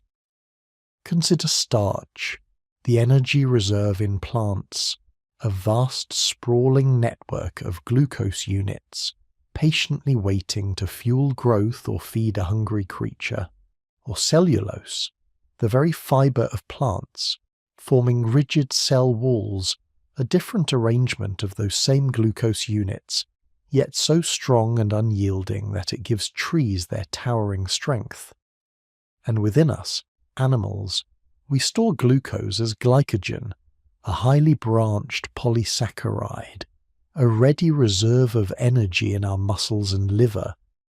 It is a subtle but powerful demonstration of how the arrangement of atoms, even when the constituent atoms are identical, can lead to dramatically different properties and functions. Carbohydrates are the immediate fuel, the structural girders, and the sweet promise of energy for life's endless endeavours. Next, we turn our gaze to the lipids. These are the molecules that often evoke a sense of aversion in our modern diets, yet they are utterly indispensable, a diverse family defined not by a common building block, but by a common characteristic, their profound disdain for water. They are hydrophobic, shunning the polar embrace of H2O. Imagine a group of shy, aloof molecules clustering together away from the bustling crowd of water. This aversion gives them their power. Here we find the familiar fats and oils, long chains of carbon and hydrogen atoms, rich in stored energy, far more concentrated than carbohydrates. They are the body's long-term energy reserves, the insulation against cold, the protective padding for delicate organs. Then there are the phospholipids, those remarkable molecules that form the very fabric of every cell membrane. Picture them as tiny two-faced beings, a hydrophilic head and two hydrophobic tails. When placed in water, they spontaneously arrange themselves into a bilayer, the heads facing outwards toward the aqueous environment, the tails tucking inwards, away from the water. This self-assembling fluid boundary is the very essence of a cell, a shimmering, dynamic wall that regulates passage, maintaining the delicate internal balance necessary for life. Without phospholipids, there would be no cells, no separate internal environment, no life as we know it. And within the lipid family, we also encounter the steroids, a distinct group of lipids characterized by their 4 fused carbon rings. Cholesterol, often maligned, is a vital component of animal cell membranes, providing fluidity and stability. It is also the precursor to many hormones, those chemical messengers that orchestrate growth, metabolism, and reproduction. Lipids, then, are not just about energy. They are about structure, communication, and the very definition of a cell's boundary. But if carbohydrates are energy, and lipids are boundaries, then proteins are the veritable workhorses, the dazzling performers, the structural architects, and the tireless labourers of the biological world. Their diversity is staggering, their functions almost limitless. From the enzymes that catalyze every chemical reaction in your body, to the antibodies that defend against invaders, to the collagen that gives your skin elasticity, to the actin and myosin, that power muscle contraction. Proteins are everywhere, doing everything. What makes them so versatile? Their building blocks are the amino acids, 20 different kinds, each a small molecule with a central carbon atom bonded to an amino group, a carboxyl group, a hydrogen atom, and a unique quote 23 or side chain. It is this R group that defines each amino acid, giving it its particular chemical personality. Some are acidic, some basic, some polar, some non-polar. Imagine these 20 amino acids as the letters of an alphabet. Just as a few letters can form countless words, and those words countless sentences, these 20 amino acids can link together in sequences of hundreds or even thousands, forming a seemingly infinite variety of proteins. They link via peptide bonds, a strong covalent connection formed between the carboxyl group of one amino acid and the amino group of another, again with the elegant removal of water. This linear sequence of amino acids is the protein's primary structure, a meticulous chemical blueprint. But a protein is not just a string of amino acids, it is a three-dimensional marvel. The chain spontaneously folds and coils upon itself, driven by the interactions between those R groups, seeking the lowest energy state, the most stable configuration. This folding occurs in a hierarchical manner. The secondary structure involves local folding patterns, often forming stable alpha helices like a coiled spring, or beta-pleated sheets like a folded fan, stabilized by hydrogen bonds between the backbone atoms. These local structures then further fold into a complex, unique tertiary structure. The overall three-dimensional shape of a single polypeptide chain, driven by a myriad of interactions, hydrogen bonds, ionic bonds, disulfide bridges, strong covalent bonds between sulfur atoms, and the ever-present hydrophobic interactions that tuck non-polar R groups away from water. And for many proteins, multiple polypeptide chains then assemble together to form a quaternary structure, a functional complex of several protein subunits. It is this precise, intricate three-dimensional shape that dictates a protein's function. A slight change in even one amino acid in the primary sequence can alter the folding, deform the shape, and render the protein non-functional, sometimes with devastating consequences, as seen in diseases like sickle cell anemia.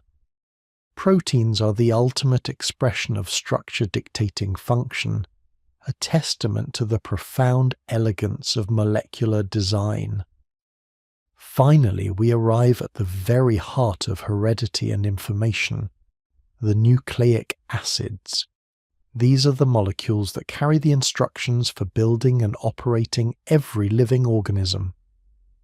Their building blocks are nucleotides, each consisting of three components: a 5-carbon sugar, deoxyribose in DNA, ribose in RNA, a phosphate group, and a nitrogenous base, adenine, guanine, cytosine, thymine in DNA. Uracil replaces thymine in RNA. Imagine these nucleotides as unique, information-carrying beads. When linked together, phosphate to sugar, they form long strands. But the true marvel is DINA, deoxyribonucleic acid, which typically exists as a double helix. Picture two such nucleotide strands, coiling around each other like a magnificent invisible spiral staircase. The quote, 24 of this staircase are formed by pairs of nitrogenous bases, held together by precise hydrogen bonds. Adenine always pairing with thymine, and guanine always pairing with cytosine. This specific pairing is the key to life's information storage. Each strand of DNA carries a sequence of these bases, a chemical code, a molecular language written in 4 letters. This code is the genetic blueprint, passed from parent to offspring, dictating the sequence of amino acids that will form every protein, and thus, ultimately, every characteristic of an organism. Ribonucleic acid acts as the messenger and translator, carrying copies of these instructions from the DNA to the protein-making machinery of the cell. The nucleic acids are the ultimate information repositories, the librarians of life's grand design. They are the chemical basis of heredity, the silent, elegant mechanism that ensures continuity and variation across generations, allowing life to adapt, evolve, and flourish in an ever-changing world. So, here we stand, having gazed upon the magnificent macromolecules, carbohydrates for energy and structure, lipids for boundaries and signals, proteins for work and form, and nucleic acids for information and heredity. Each class, a wonder in itself, yet it is their exquisite interplay, their ceaseless chemical conversations, their collaborative dance within the confines of a cell that truly creates the phenomenon we call life. From the simple probabilistic electron cloud to the intricate self-replicating machinery of a living cell, chemistry is the invisible hand, the fundamental language, the underlying truth. It is not merely a collection of facts or equations. It is the very poetry of existence, revealing the universe's profound capacity for order, complexity, and breathtaking beauty. The Dreamy Academy has guided us through these revelations, hoping to instill not just knowledge, but a deep and abiding wonder for the chemical symphony that plays out moment by moment, within and around us. We have journeyed together, haven't we? From the whispered secrets of the atom, through the intricate embrace of chemical bonds, across the vast landscape of material properties, and into the dynamic ballet of chemical reactions. We have learned to count the invisible and quantify the immeasurable, to understand the subtle ebb and flow of energy and entropy, and to marvel at carbon's singular artistry. Most recently, we gazed upon the grand tapestry of life itself, woven from the 4 majestic macromolecules. But here, at the threshold of Chapter 8, we must ask ourselves, is life merely a collection of these magnificent molecules, static and perfectly formed? Or is there something more profound, a continuous, vibrant performance that brings these inert components to breathtaking animation? Picture, if you will, not a finished painting, but a living, breathing symphony. The macromolecules we explored in Chapter 7 are the instruments, the strings, the brass, the percussion. But who is the conductor? What is the score? It is, my dear friends, the ceaseless, intricate, and utterly miraculous chemical reactions that constitute life itself. Life is not a state. It is a process. It is a constant dynamic interplay, a ceaseless transformation orchestrated by the very principles of chemistry we have so carefully uncovered. Let us now delve into this vibrant, ongoing chemical performance, into the very metabolism that defines existence. Metabolism is the sum total of all chemical reactions that occur within a living organism. It is a vast interconnected network, a bustling metropolis of molecular activity, all designed to sustain, repair, grow, and reproduce. Have you ever considered that every breath you take, every thought you think, every beat of your heart is a testament to an invisible, intricate chemical engine whirring within you? This grand engine operates on two fundamental modes, anabolism and catabolism. Imagine a master builder and a meticulous deconstructor working in perfect harmony. Catabolism is the process of breaking down larger, complex molecules into simpler ones.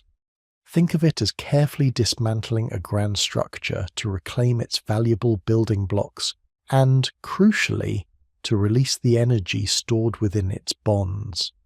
When you consume food, your body embarks on a catabolic journey. Carbohydrates, lipids, and proteins are systematically broken down through a series of exquisite chemical reactions, hydrolysis, oxidation, and countless others, into their constituent monomers, glucose, fatty acids, amino acids. This process is often exothermic, releasing the chemical energy that was originally captured from sunlight, by plants, or stored in the food you ate. This released energy, however, isn't simply unleashed as uncontrolled heat. It is carefully captured and stored in a remarkable molecule we touched upon earlier. Adenosine triphosphate, or ATP, with its high-energy phosphate bonds, acts as the universal energy currency of the cell, ready to power nearly every cellular activity. Without catabolism, there would be no energy to fuel life's intricate operations. Conversely, anabolism is the construction phase. It is the process of synthesizing complex molecules from simpler precursors. Here, the energy released from catabolism, stored in ATP, is meticulously invested to build new proteins, new nucleic acids, new carbohydrates, and new lipids. Everything needed for growth, repair, and the intricate machinery of life. Anabolism is often endothermic, requiring an input of energy to forge new chemical bonds and assemble these intricate structures. Think of a growing child synthesizing vast quantities of new proteins for muscle and bone, or a plant converting carbon dioxide and water into glucose and cellulose. It is anabolism that allows life to create order out of simpler components, constantly pushing against the universe's tendency towards entropy, at least locally. What makes this ceaseless dance of breaking down and building up possible are the gentle temperatures and pressures found within a living cell. We recall our discussion of catalysts. From Chapter 4, those remarkable substances that accelerate reactions without being consumed themselves. In the realm of life, these catalysts are overwhelmingly enzymes. And what are enzymes fundamentally? They are magnificent proteins, the workhorses we encountered in Chapter 7. Each enzyme possesses a uniquely folded three-dimensional structure, creating an active site perfectly shaped to bind specific reactant molecules known as substrates. This exquisite specificity allows enzymes to dramatically lower the activation energy for a particular reaction, guiding molecular transformations with astonishing precision and speed. Without enzymes, the chemical reactions of life would proceed at rates too slow to sustain existence. They are the microscopic hands that deftly guide molecular transformations, ensuring the symphony of metabolism plays out at precisely the right tempo. Yet, this chemical symphony requires more than just energy and catalysts. It demands a finely tuned environment. This brings us to the crucial concept of homeostasis, the remarkable ability of living organisms to maintain stable internal conditions despite fluctuations in the external environment.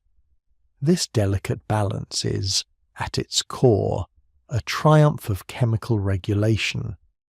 Consider, for instance, the precise pH within your blood.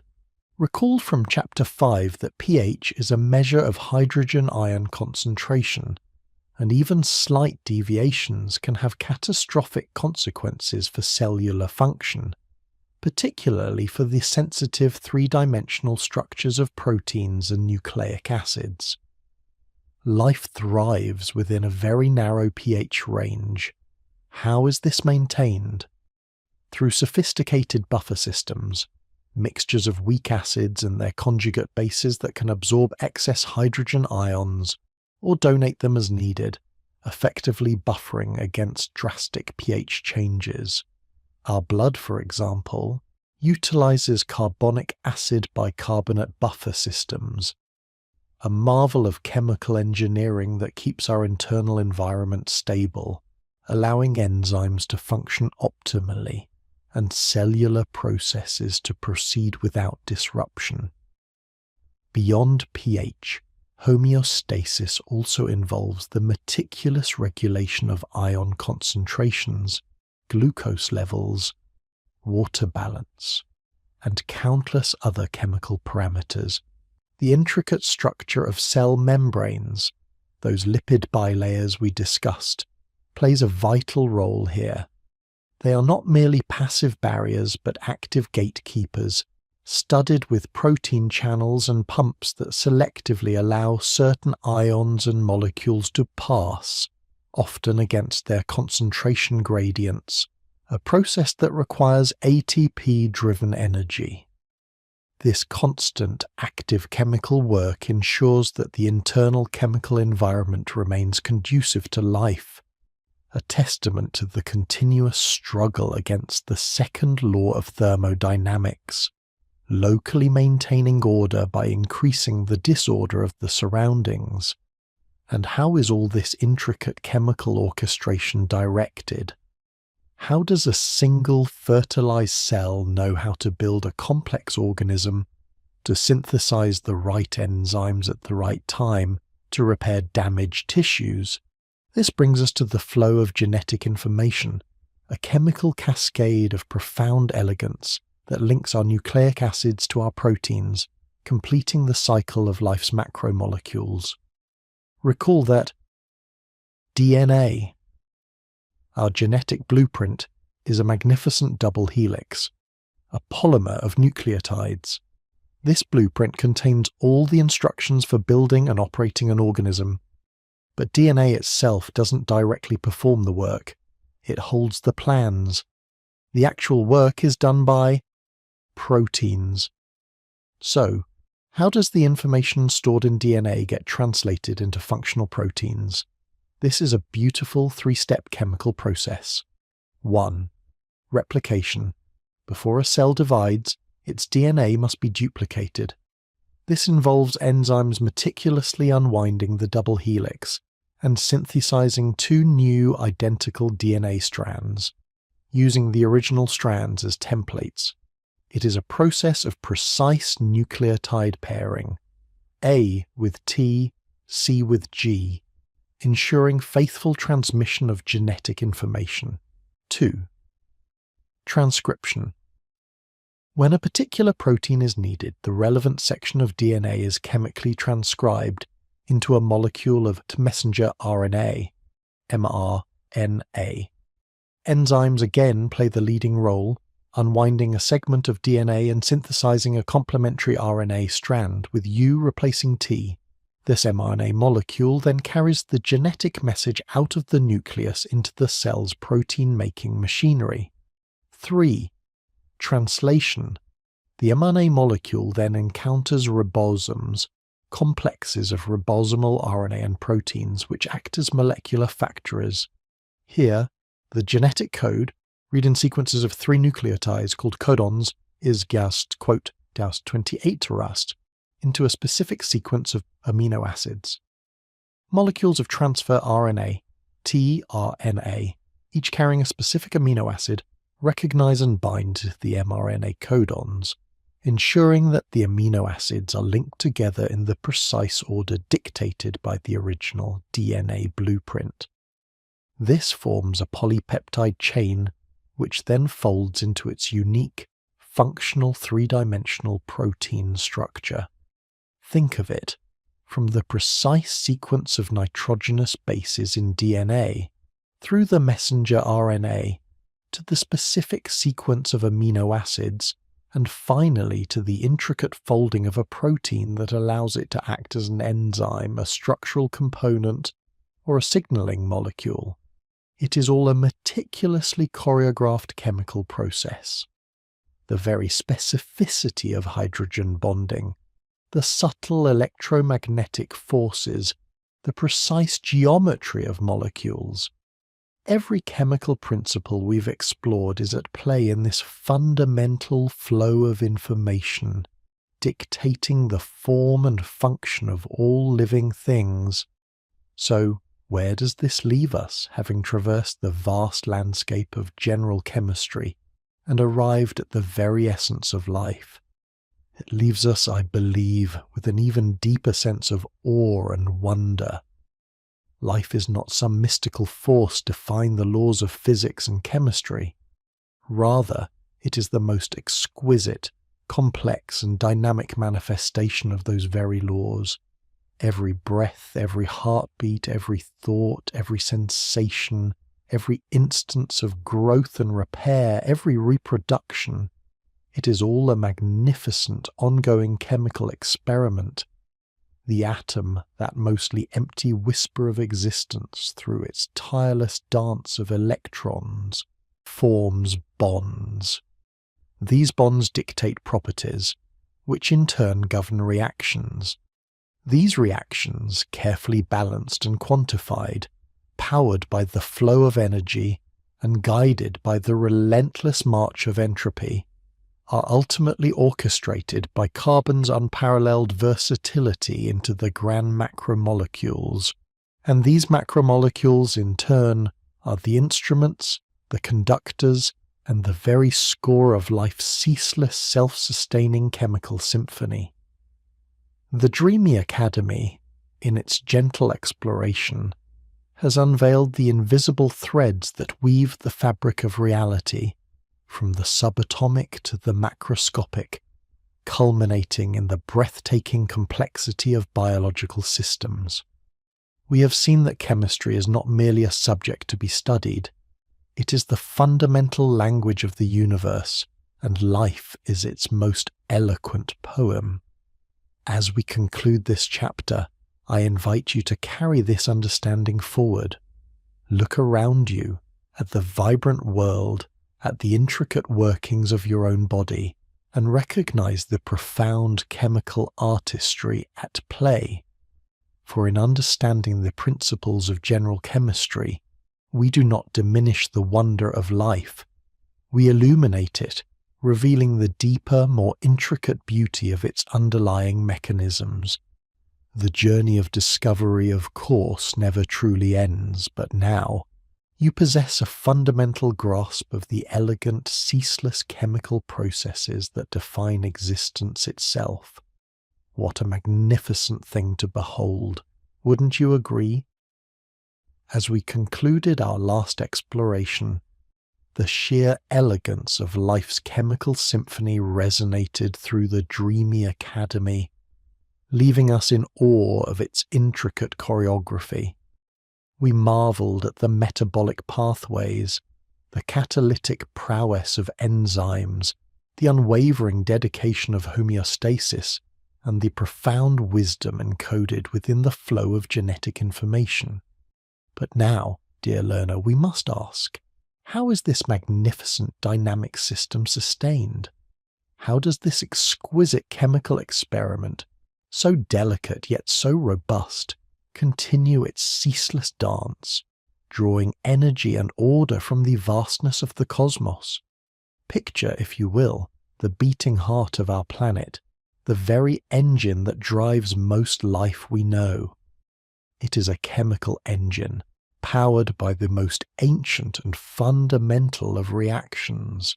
At its core lies the sun, a distant furnace pouring forth photons, each a tiny packet of energy, and here, on Earth, certain molecules possess the exquisite artistry to capture this fleeting light and weave it into the very fabric of matter. We speak, of course, of photosynthesis. Imagine chlorophyll, that vibrant green pigment, as a sophisticated molecular antenna. Within the chloroplasts of plants, algae, and some bacteria, these antennas are arrayed with an almost mystical precision. They absorb the sun's energy, transforming it not into heat or light, but into chemical potential. It is a story of electron excitation, of water molecules being split, releasing the very oxygen we breathe, and of carbon dioxide, that simple ubiquitous molecule, being meticulously fixed, atom by atom, into more complex sugars. This isn't just the anabolics' marvel, a process that builds, that creates, that stores energy within the bonds of glucose.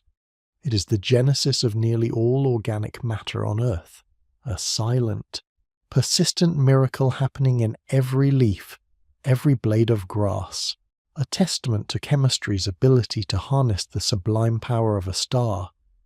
But energy, once captured, must be released and utilized. The sugars forged in the crucible of sunlight are not merely inert storage units. They are potential awaiting activation. This is where the equally elegant yet inverse process of cellular respiration enters our story. If photosynthesis is the slow, deliberate accumulation of light's energy into molecular architecture, then cellular respiration is the controlled stepwise dismantling of that architecture to liberate energy for life's myriad tasks. Think of it as a carefully managed cascade. Glucose, our energy-rich sugar, is not simply burned in a single explosive release. Instead, it undergoes a series of meticulously orchestrated redox reactions within the cytoplasm and mitochondria of cells. Electrons are gradually stripped away, passed along an quote 29 a molecular bucket brigade where each transfer releases a small manageable burst of energy. This energy, in turn, is used to pump protons across a membrane, creating an electrochemical gradient, a kind of molecular dam. And as these protons flow back, driven by their concentration difference, they power a magnificent molecular turbine. ATP synthase. This enzyme, ATP synthase, is one of the most astonishing pieces of molecular machinery we know. It literally spins, driven by the proton flow, to synthesize ATP, adenosine triphosphate, from ADP and inorganic phosphate. ATP, you will recall, is the universal energy currency of the cell. It's the readily spendable coin that fuels muscle contraction, nerve impulses, active transport, and the synthesis of new macromolecules. Without this exquisite chemical dance of respiration, the anabolic processes we discussed, the building of proteins, the replication of DNA, would grind to a halt. Life, as we know it, would cease. Consider the profound, cyclical beauty of this energy exchange. Photosynthesis captures carbon dioxide and sunlight to create sugars and oxygen. Cellular respiration consumes sugars and oxygen to release carbon dioxide and water, along with the precious ATP. Carbon, oxygen, hydrogen, and electrons flow ceaselessly, transforming, being reborn, sustaining life in a grand planetary ballet. It is a testament to the law of conservation of energy and the SEP, first law of thermodynamics. Energy is neither created nor destroyed, merely transformed from solar radiation to chemical bonds, and then to the kinetic energy of molecular machines. Yet, life is more than just a series of isolated reactions. It is a symphony, requiring coordination, communication, and precise timing across vast cellular and organismal landscapes. How do cells, tissues, and organs know when to grow, when to divide, when to secrete, or when to respond to an external threat? The answer lies in the subtle, yet potent language of chemical signaling. Imagine a bustling city where messages must be delivered swiftly and accurately. In the body, these messages are carried by specific molecules, hormones, travelling through the bloodstream to distant targets, neurotransmitters, bridging the microscopic gaps between nerve cells, and a myriad of local signalling molecules that orchestrate cellular neighbourhoods. Each of these molecules is a chemical key, crafted with exquisite specificity to fit a particular molecular lock, a receptor protein on the surface or inside a target cell. When a signalling molecule, say a hormone like insulin, binds to its specific receptor, it initiates a cascade of chemical events within the cell. This binding often triggers a change in the receptor's shape, which in turn activates other proteins, leading to a domino effect of phosphorylation, dephosphorylation, and conformational changes in a series of enzymes. This intricate relay race, often called a signal transduction pathway, amplifies the initial signal, translating an external chemical message into a precise internal cellular response. Perhaps the uptake of glucose, the activation of a gene, or a change in metabolic rate. This molecular communication is the very essence of regulation in living systems. It is how the body maintains its delicate homeostasis, constantly sensing internal and external changes and adjusting its chemical processes accordingly. If blood glucose levels rise, insulin is released, signaling cells to absorb glucose. If you perceive danger, adrenaline surges, preparing your body for fight or flight by redirecting energy and increasing heart rate, all through specific chemical interactions and signaling pathways. It is a dynamic, responsive chemical governance, ensuring that every molecule, every reaction plays its part in the grand orchestration of life. And through all of this, one humble molecule stands as the silent, indispensable stage upon which this entire drama unfolds: water. We have spoken of its polarity and its capacity for hydrogen bonding before, but in the context of biological systems, its unique properties become utterly foundational. Water is not merely a solvent, it is the very matrix of life. Its polarity allows it to dissolve an astonishing array of ionic and polar substances, making it the perfect medium for transporting nutrients, waste products, and signalling molecules throughout an organism. Its high specific heat capacity means it can absorb and release significant amounts of energy with only small changes in temperature, buffering living systems against drastic thermal fluctuations, a vital property for maintaining enzyme activity and cellular integrity. Its high heat of vaporization allows organisms to cool themselves effectively through evaporation. And crucially, water is not just a passive medium. It is an active participant in countless biochemical reactions, acting as a reactant in hydrolysis, breaking bonds, and a product in dehydration synthesis, forming bonds. Without water, the intricate dance of life, with its precise molecular interactions and energy transfers, would simply be impossible. Indeed, the chemical symphony of life is a testament to a dynamic non-equilibrium. Unlike a closed system that eventually settles into a state of true equilibrium where all net change ceases, living systems are open systems.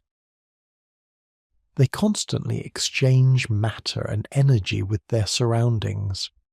They are perpetually striving to maintain a steady state, a condition far from equilibrium where the rates of inflow and outflow, of synthesis and degradation are balanced.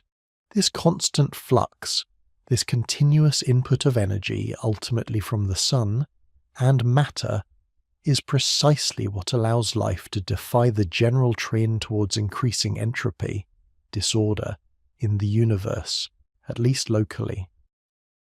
To build and maintain order within ourselves, we must constantly expend energy, increasing the disorder of our surroundings. It is the most profound chemical bargain. So, dear learner, as we draw this chapter to a close, let us reflect once more on the profound elegance of chemistry. From the capture of starlight to the intricate dance of signaling molecules, from the indispensable role of water to the ceaseless flow of energy and matter, every facet of life is a manifestation of chemical principles. It is a continuous, self-organizing, self-repairing chemical experiment unfolding with breathtaking precision and beauty. The universe, through life, has found a way to not only obey its fundamental laws, but to perform a magnificent ongoing symphony with them. And we in the Dreamy Academy are privileged to listen, to learn, and to wonder. The chemical story of existence, we find, is far from over. It is, in every breath and every beat, just beginning.